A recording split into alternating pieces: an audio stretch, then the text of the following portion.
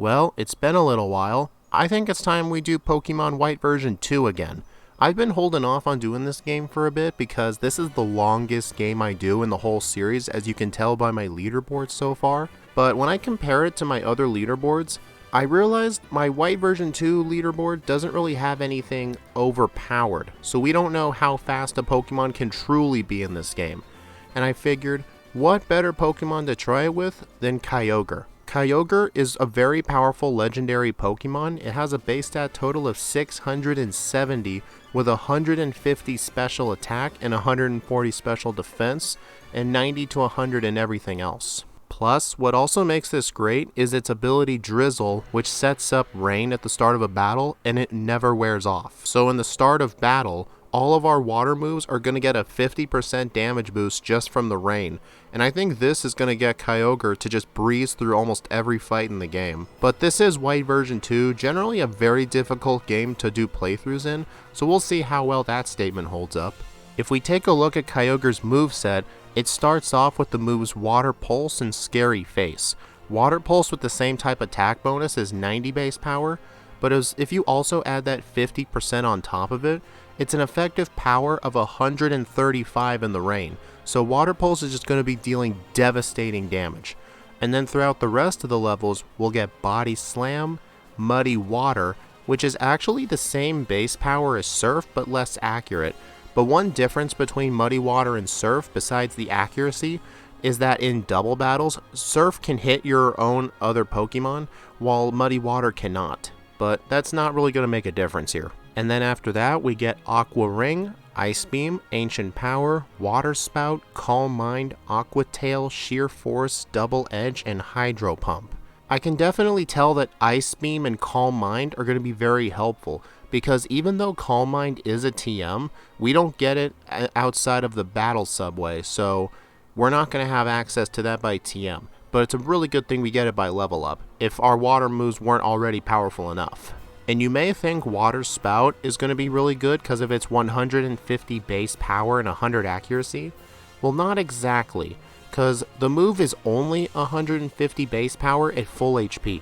The lower your HP is, the weaker it becomes. So I think it's just better to be consistent with moves like Surf and Muddy Water. And also, we don't get that many TMs compared to every other Pokemon, but some notable ones we can get are obviously Ice Beam and Blizzard.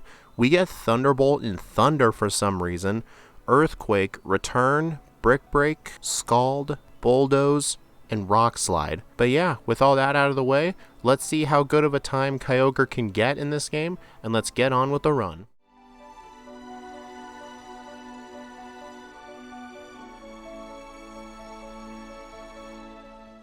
As usual, like before, all of our White version 2 runs will be in challenge mode.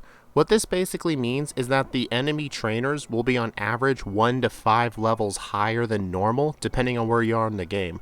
Such as in the first battle with our rival Hugh, his Tepig is only level 6. But I mentioned before, there's actually a weird little glitch with challenge mode. The level is changed, but all the stats remain the same.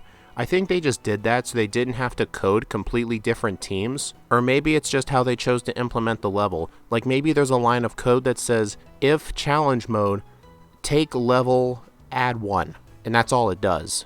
But it doesn't really matter because the damage formula does take into account your level, so a level 6 Tepig will still deal a bit more damage than a level 5. But yeah, in the early game it's not really worth worrying about that. Bianca then gives me a tour of the Pokemon Center, and then I get the running shoes and the town map. The town map needs to be delivered to my rival, who went all the way to the Flockasy Ranch. So when I go through Route 29 and Bianca shows me how to catch a Pokemon, she gives me some pokeballs, and the first opportunity I will have to catch something is for Cut.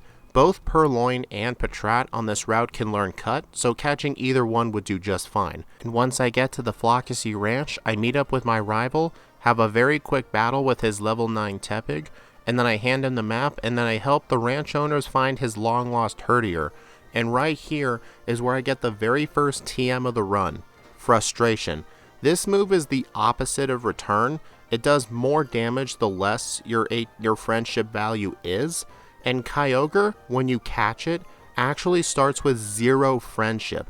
So at this point, my friendship would be like 12 or something by this point, so frustration is going to be incredibly powerful. So I end up teaching it just because why not? I have the TM, but I hardly end up using it because of just how powerful Water Pulse is combined with Rain. So, yeah, I just thought I'd point that out. And also, before leaving the Flockacy Ranch, I catch a Patrat for Cut, and then I also catch a Psyduck for Surf and Strength later. I end up catching it on the first ball, surprisingly. I was trying not to damage it because the last Psyduck I encountered, I used a single not very effective Water Pulse and I ended up destroying it, so I just made sure to just throw balls right away. Alder then has me battle a couple of school kids, and after I do that, Mr. Metal gives me a Metal Box, which I'll definitely never use, and then I go back to Castelia City to go get my first gym badge, and the gym leader we'll be facing today is the normal type gym leader, Charon.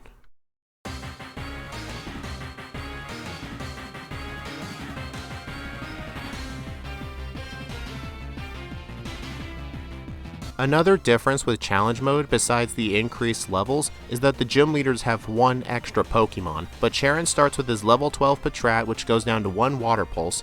Next up is his Ace Lillipup, which meets the same fate. His challenge mode exclusive Pokemon Pidove also cannot survive a Water Pulse, so this was just a complete one-hit sweep. Afterwards, Bianca gives me the TM for return, but this is still way too early in the game to have it, but it's just nice to have it just in case I need it for later. Bianca also decides to give me the Sea Gear, and I make sure to leave it off, because during my last Scizor stream, I deleted the first stream, but I have the second one still up. I have to make sure the Sea Gear is turned off, because I've noticed sometimes when it's on, there's a slight chance my save file gets corrupted and I cannot save the game. So if I make sure this is always off, then that problem will be solved. Anyway, I also buy some repels and potions at the mart, and then I head all the way back through Flockacy Town, and then go through Route 20 and go all the way to Verbank City. When I enter Verbank City, I see Roxie arguing with her father about being a movie star, and then she storms off to the gym where we can go challenge her. And that's the first thing I do. Some Pokemon I may want to do training at the Verbank Complex, because there are some nice trainers there, but this is a Kyogre we're dealing with. It's not going to need any of it.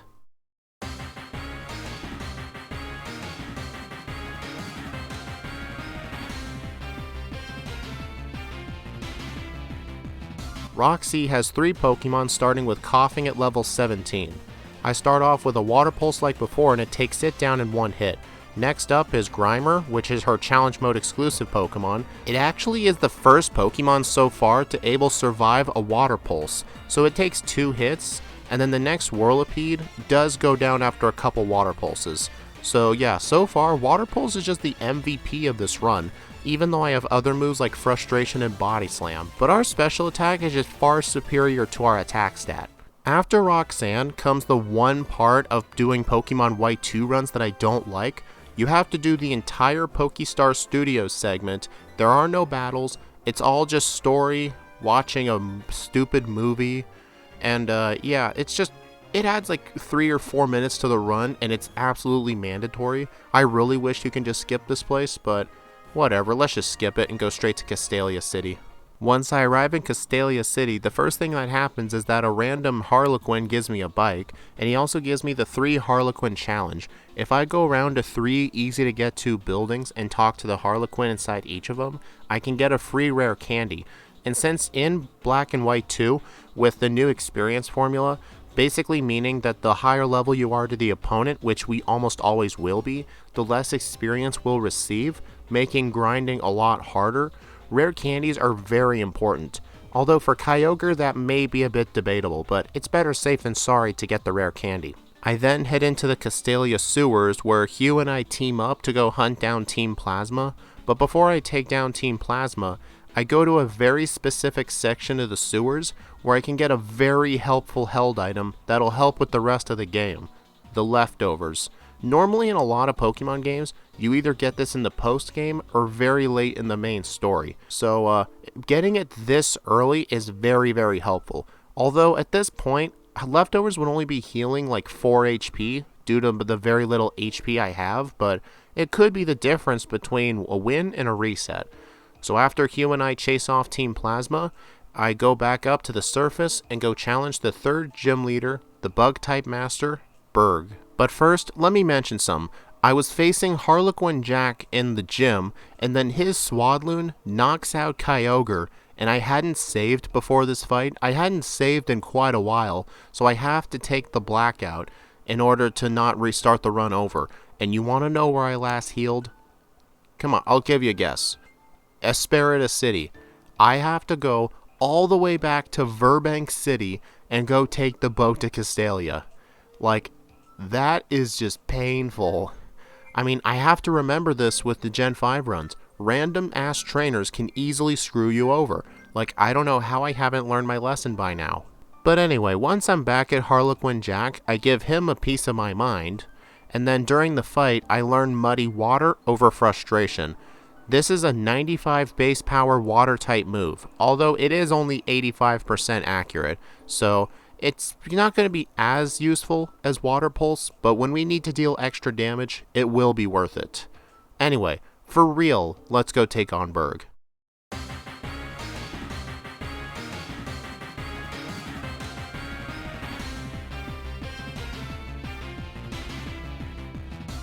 In this fight, he starts off with Driftveil. I start off the fight by setting up the rain and using a Muddy Water, but it lives thanks to Sturdy, and then I use a second Water Pulse on it to get rid of it. Next up is Levani. It outspeeds and just goes for a direct Razor Leaf. On the next attempt, I make it back to the Levani and the same thing happens. It was at this point I realized I should probably grind a little bit to outspeed the Levani. The Levani has 56 speed, and at this point I'm at 47. So I go in the Castelia sewers to get a little bit of training, but there are really not as many trainers in here as I thought. Like, I actually thought there'd be more trainers in here. So after I realized there's hardly anyone in the sewers, I decide to go in the Battle Company, which has a decent amount of trainers to grind on. Once I defeat all the trainers, I'm able to grow one level to level 22, but I still don't outspeed the Levani. I then realized leveling up to outspeed the Levani wasn't really that realistic. So I decided to go back into Berg and just think of a different plan. On my first attempt back at Berg, I actually am completely healed up to full for once. I probably should have been like that a long time ago. I'm at 23 now because I fought a trainer in here that I skipped. And then once I take out his Driftveil, his Levani comes out. I tried to see how much a return does, and it does under a quarter damage.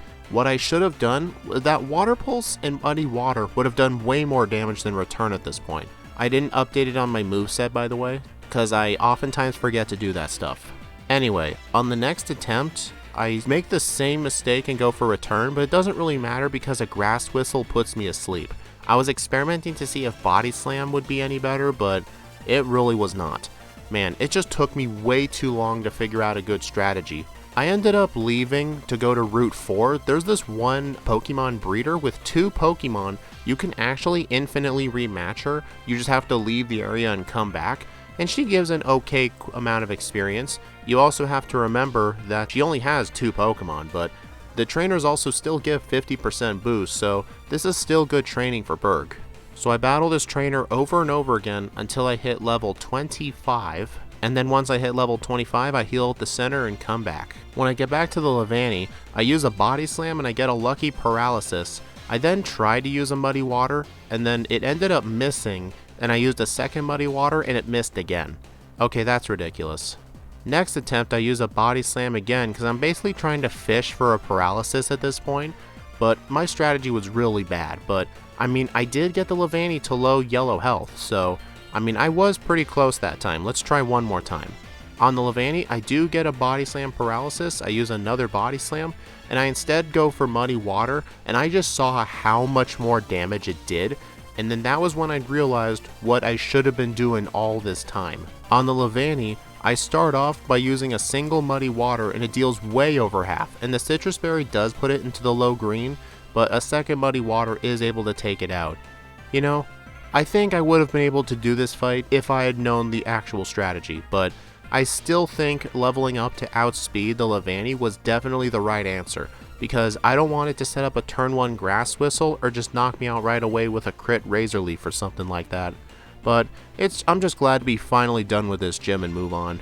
I then go back up to Route 4, take on Colress for a very quick battle. There's nothing really noteworthy of this battle. It's just since his Magnemite has Sturdy, unless you're a ground type, you will always be paralyzed. So this fight is quite trolly, so you want to make sure to save before this fight. But luckily, I don't have any problems here. I then take on this rich boy right here with a single Herdier. The reason I like to fight him is because he only has one Pokemon, and this Herdier gave me 860 experience points. It's very quick experience, and he's just right on the main path. And also after I fight him, I can get the TM for Dig.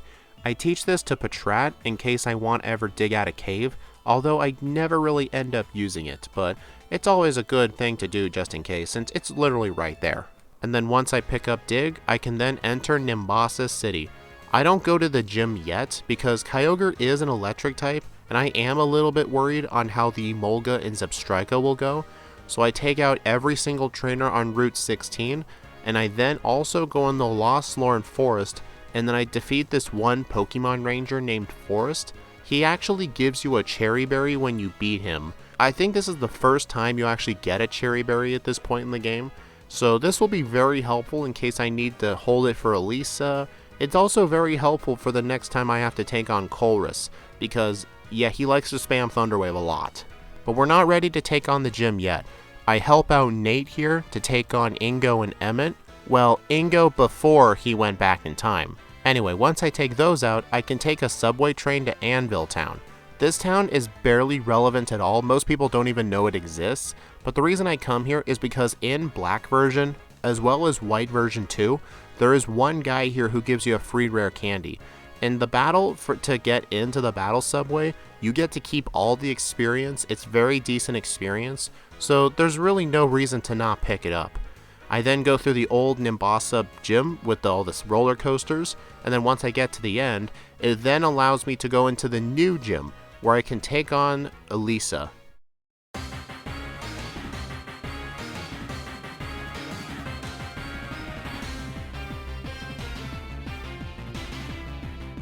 She starts off with her Emolga, and I send in Kyogre. The Emolga actually outspeeds, but Volt Switch really does not do that much damage, and then the Joltik just ends up taking that muddy water. And then the Flaffy after it goes down in one hit, and so does the Emolga. Man, what was I even worried about? Even the Zebstrika, which I was worried was going to survive a hit and get off a powerful Volt Switch or something, but no, it actually went down in one hit. Man, I really should not underestimate Kyogre. Although if I end up overestimating it, that could lead to a lot of resets. Berg.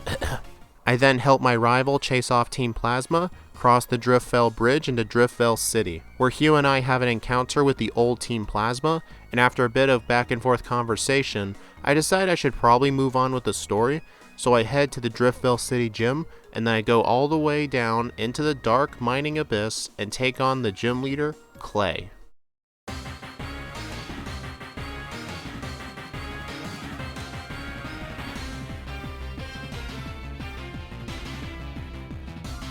Being the ground type gym leader, I don't see any reason for this fight to go wrong. Water Pulse takes out the Krokorok. Next is the Onix, which has Sturdy, so it is able to survive hits. But the one concern from Onix is it does have Explosion. It does use Explosion on me, but it doesn't really do that much damage since my defense is really good. And then during the fight, I learn Ice Beam over Body Slam. This is a very great move, but I don't need it for this fight. Water Pulse will do just the job. Afterwards is a bit more of storytelling. Q and I go participate in the Pokemon World Tournament, just the Driftveil Tournament, 3 battles long. Not really that bad. I do battle Colress in the final round. He is a bit terrifying because his Magneton is Thunder Wave, but it may not have Sturdy. And unfortunately for me, I got the bad 50% chance and the Magneton survived a hit and hit me with Thunder Wave. So now I have to do the entire fight paralyzed. And it didn't help that the Clink managed to confuse me and I did hit myself once. This fight could have gone really bad, but luckily I have a Kyogre, so yeah, nothing really too much to worry about here. Hugh, Charon, and I also go on the Plasma Frygate to fight a bunch of Team Plasma Grunts, and then once they kick us off, I then head west from Driftveil to Route 6, and then I meet Charon at this little Weather Institute type place here. He gives me the HM for Surf, and I can teach that to Kyogre over Muddy Water. Surf is just better than Muddy Water in every way, although in competitive battles, Muddy Water may be better. Like if you're doing competitive double battles, you want to hit both opponents but not your ally. Surf hits your ally, while Muddy Water does not. And then once I have this awesome move, I go through the Charged Stone Cave without any trainer battles. Unlike Black and White 1, where you have to fight like 9,000 Team Plasma Grunts as well as N at the end, this cave is just very quick and I really don't do anything in here. And then once I arrive in Mistralton City, I can go fight Skyla right away. The Celestial Tower is optional, but to me, it's still not optional because that's where Professor Juniper gives me the lucky egg. I need the lucky egg in basically every playthrough, because if we don't get the lucky egg, Kyogre is not going to be a good enough level to take on the Elite Four and Champion. Plus, it is also challenge mode. I think in challenge mode, the Elite Four and Champion are +5 in their levels. So yeah, we're going to need the extra levels. So I just make a quick stop to get the lucky egg, and then I go back and take on Skyla.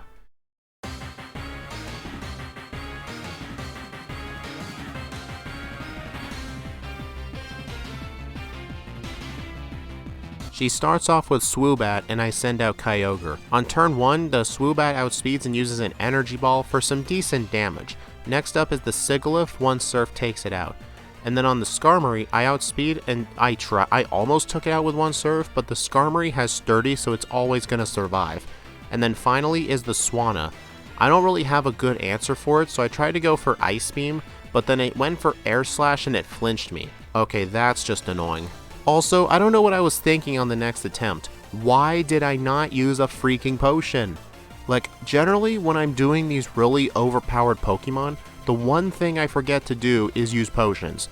And you can definitely see that. Like, I think half of the attempts I did at Berg, I literally did not have potions. But to be honest, it didn't really matter. When I got back to the Swanna on the second attempt, the same thing happened as last time, and Air Slash flinches me. Does Swanna have Serene Grace, or am I just that unlucky? On the third attempt, with me being fully healed for once, I make it all the way back to the Swanna, and I use a Surf to deal over half, and then the Citrus Berry heals it out of the 2-hit range, and then the Swanna hits me with Air Slash. Alright, to be honest, the reason that fight went bad is because the Swoobat crit me with Acrobatics. So on the fourth attempt, I make it to the Swanna at 80 HP remaining upon level up. I use an Ice Beam, and then I try to use a Surf, but then Air Slash flinches me twice in a row. Okay, what the absolute shit. Okay, attempt number 5. Can I get a win, please? The Swanna uses an Air Slash which flinches me. I then go for Ice Beam on the next turn, and then I hit it again on the next turn, and then I use a Surf, I get flinched again, but then I am able to knock out the Swanna with 11 to 14 HP remaining. Man, Skyla was just being a troll.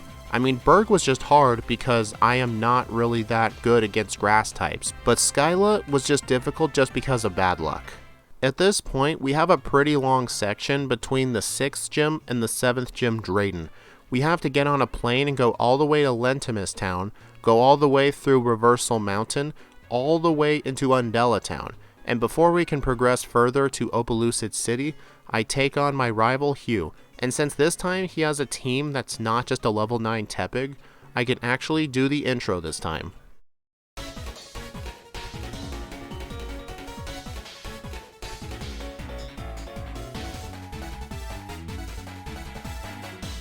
He starts off with Unpheasant this time, at level 43, so it's 2 levels higher than me. It starts off with a Detect just to waste time, and I take it out with a Water Pulse. The Emboar I really do not need to worry about at all, as you can obviously tell. On the Simipour, Water Pulse actually did not kill it in one hit. I probably should have went for Surf, but the worst move that the Simipour has is Scald, and yeah, I'm not really too worried about this thing at all. And then I go through the route on the bike with absolutely no trainer encounters, even though I was pretty close on this Pokemon Ranger going in a circle. Fun fact, if you actually defeat her, she gives you Citrus Berries. Citrus Berries are pretty good after Gen 4, but I really don't need any, so it's not worth fighting her. And then in Lacanosa Town, normally we just listen to the story about Kyurem the Ice Dragon, and then I help Hugh take on Team Plasma, But before I do that, I go to the Pokemon Mart here, sell some stuff to get to $70,000, and then once I get to $70,000, I purchase the TM for Thunder. Since the rain is always going to be up with Kyogre in battle, Thunder is not only going to be 100% accurate, no. It ignores accuracy checks. Even if the opponent set up Double Team or Sand Attack, Thunder will still hit. So at this point, Thunder is just way better than Thunderbolt. We're not even going to be using Thunderbolt for this whole run, because Thunder is just going to be so much better. Technically, Thunderbolt doesn't skip accuracy checks, but for Kyogre, Thunder always will. So this move is just going to be very, very helpful. One of the few Pokemon I do where Thunder is actually better than Thunderbolt.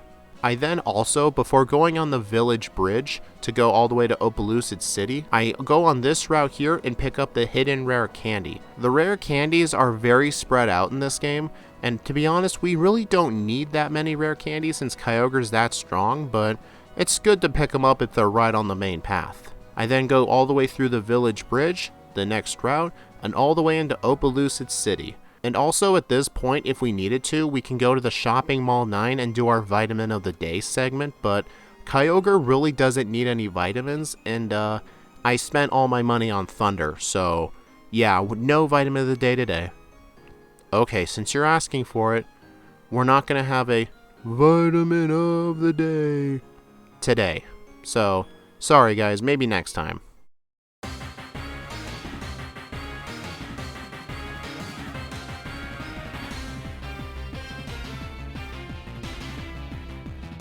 Drayden starts off with his Druddigon at level 50. You know, even though I have the Lucky Egg, me being in a slow experience group is definitely keeping me behind.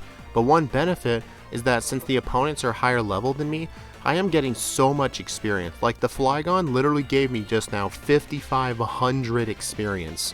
Like, I am just leveling up so fast. So what I'm basically determining from this is that if I have a slow experience group Pokemon and it's powerful enough, just do minimum battles after the second gym, because even though you'll be lower level than all the opponents, the much more higher amount of experience you'll get will probably offset it, so it's really good to know this now. Team Plasma then freezes Opelucid City. I fight off some Team Plasma grunts, I fight off Zinzolin and then a member of the Shadow Triad, and then afterwards we have to go to Undella Town into the Marine Tube to go all the way to Humiliao City. I probably butchered that out of existence, but go ahead and roast me in the comments. And then once I arrive in the city, I get Marlin to stop swimming in the water and go to the gym. This is the last gym leader we'll be taking on. And this was the main reason I wanted Thunder, because I am not going to be able to take him on with Water Pulse, Surf, and Ice Beam.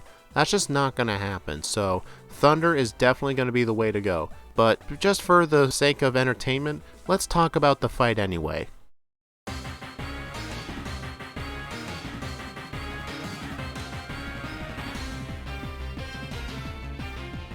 He starts off with his beast of a Wailord, and then despite its high HP, Thunder still takes it out in one hit.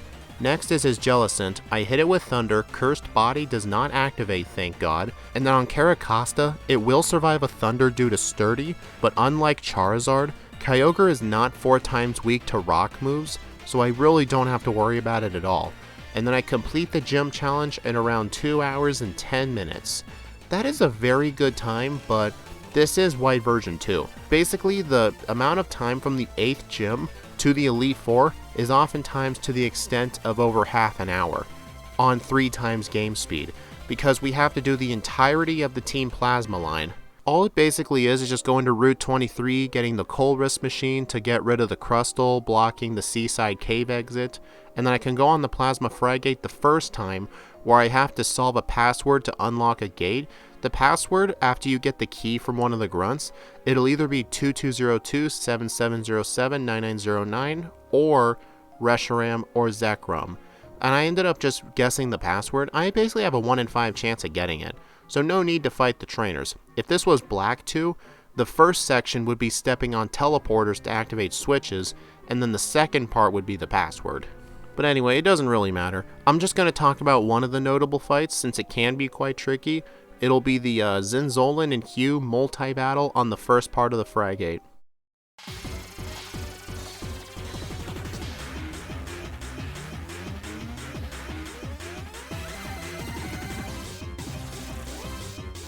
I'm facing off against Zinzolin and a random grunt, and then I send out Kyogre and my rival sends out Emboar. And then I use Surf, and then it knocks out the Emboar and the Liepard, and the Cryogonal survives surprisingly. Well, I think Cryogonal does have pretty decent special defense. I guess it really doesn't matter if I knock out my rival's Pokemon, because Kyogre can just solo this thing by itself, but during the battle, I do get to level 60, and then I learn the move Calm Mind over Water Pulse. See this moveset, Calm Mind, Thunder, Surf, Ice Beam? That's going to be my final moveset going into the Elite Four. Calm Mind will raise my special attack and special defense by 1 stage, so whenever we need to do it, I will be able to do it. Afterwards, the Plasma Fragate goes all the way to the Giant Chasm, so now I have to go all the way over there and do Part 2. Part 2 in White version 2 is where I have to step on teleporters and activate the switches, but to be honest, it's really not that hard at all. But let's just talk about the main fights that are in the second part. Starting with the first major battle, who has one of the most kick-ass themes in all of Pokemon Gen 5. I take on Colress.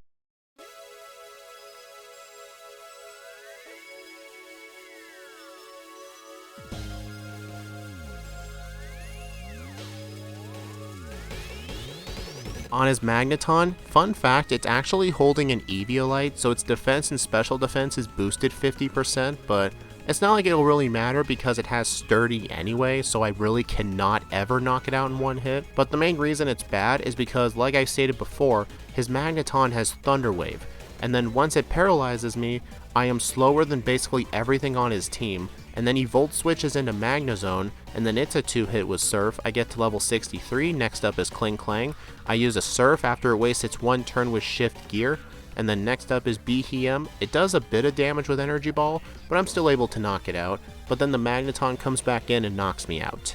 Yeah, Colress is generally a pretty difficult fight if you're soloing this, unless you're using a ground type. Speaking of which, I should probably do White 2 with a ground type to see how easy he truly is. On the next attempt, I don't even get knocked out by the Magneton, I get knocked out by the Magnezone.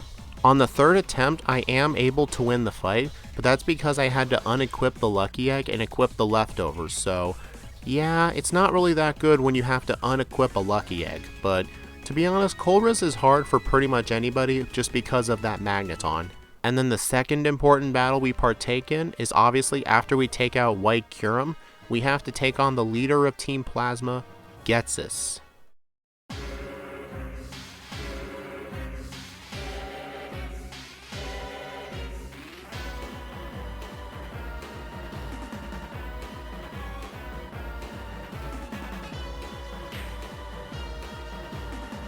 First up is his Cofagrigus. I don't want to set up Calm Mind on it because it does have Toxic, so I knock it out with a Surf, and then the Electros meets the same fate, and I get to level 65, ignore Aqua Tail, and then on Seismitoad it goes down to 1 Surf, Drapion goes down to 1 Surf, and then on the Hydreigon it goes down to a single Ice Beam. To be honest, I think that thing could go down to a Surf, but it's better to just use Ice Beam. And then on the Toxicroak, I use 1 Surf, and then I finish Team Plasma for good. And with all that evil villain plot stuff done, I can finally go through Route 23, get Waterfall from N as an HM, and then I can go through Victory Road. But before I can take on the final 5 trainers, I gotta take on my rival Hugh one last time.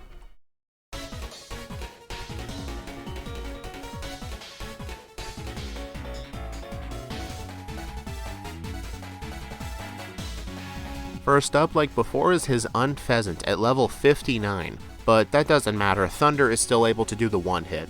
And then his new team member is Bufalon, but Surf is still able to take it out. I can use Thunder on the Simipour, and then Surf on the Emboar. Yeah, Kyogre is really becoming powerful now. And then Hugh does give me Thunderbolt, which for a lot of Pokemon is very useful, but for Kyogre, Thunder is just going to be better due to the guaranteed accuracy and more base power, so yeah, let's just ignore that. Anyway, I heal at the center here, buy some full restores, and now I can take on the final 5 trainers. Let's do this shit.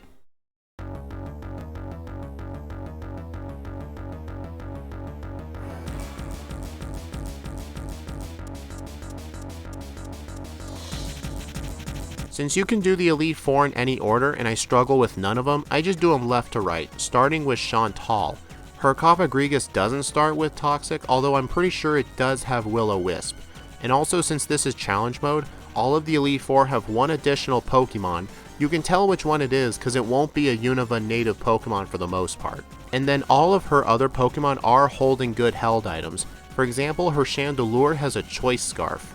I don't remember what the other held items are, but you can easily look it up on Bulbapedia. And anyway, I don't struggle with this fight at all.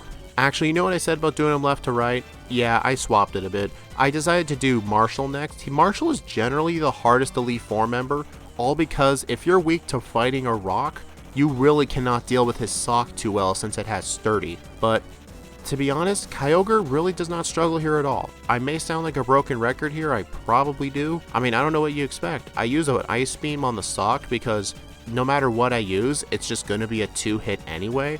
So I only end up losing like 30 HP on this fight. The third Elite Four member I face is the Dark-type Grimsley. He starts off with his Liepard. It goes for a Fake Out boosted by the normal gem, but that's honestly just kind of a waste because even with the normal gem, Fake Out is really not that strong of a move. I mean, yes, I am a Kyogre. If I was the same level as it, that Fake Out would have done a lot more damage, but yeah, I rest my case. Alright, the final Elite Four member is Caitlyn. She starts off with her pretty bulky Musharna. I used one Surf on it and somehow it actually went down in one hit. That Musharna is just known for constantly surviving hits. So if you're able to knock out the Musharna in one hit, pretty much everything else will go down. Also, that Metagross is not her bonus Pokemon because she has a Metagross in non-challenge mode. Her bonus Pokemon is actually Sigilyph, not Metagross. To be honest, it doesn't really matter. If I was using anyone else, Metagross would definitely be a struggle. I think Metagross was a struggle with Zoroark, I can't remember. But anyway, since we now have all of the Elite Four defeated, we only have the champion Iris between us and victory. So I'm going to use up all of my rare candies, use a max elixir, and then take on the champion of Black and White 2, Iris.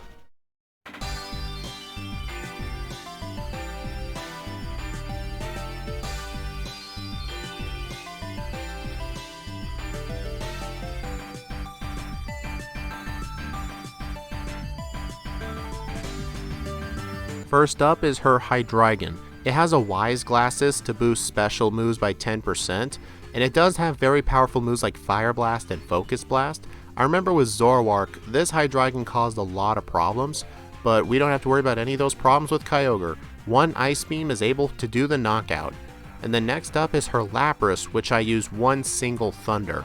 On her Druddigon, I use Ice Beam. On her Aggron, I use Surf. On her Haxorus, since it has a Focus Sash, it will survive a hit, and then once it survives an Ice Beam, it just wastes its turn with a Dragon Dance. And unlike Sturdy, Focus Sash is just a one-time thing, so then once I knock it and the Archeops out, Kyogre has beaten Pokemon White 2 with a final time of 2 hours, 54 minutes, and 16 seconds, with 14 resets at level 78, and a game time at the Hall of Fame of 4 hours and 50 minutes. You know, even though I made a lot of mistakes, this is definitely a very good time. It's beaten Zoroark and Charizard by huge margins. It makes me wonder, what does an actual good time look like? Because one of the main problems with Kyogre is that every battle it sets up the rain, it plays that animation. So I think if I was using a Pokemon that can one-hit all of that stuff without setting up the rain, I think it would save minutes off the run. And plus, I have 14 resets. Like, I really should have known at Berg that I was supposed to use Muddy Water at the start, and I should have fought more early game trainers. I've been skipping a lot of the early game trainers, so I basically needed to be 25 for that fight. But Skyla was just a lot of bad luck. Not much I could have really done about that. Anyway, I hope you all enjoyed this White version 2 video. I don't really do White version 2 as much, but I hope to do more of it.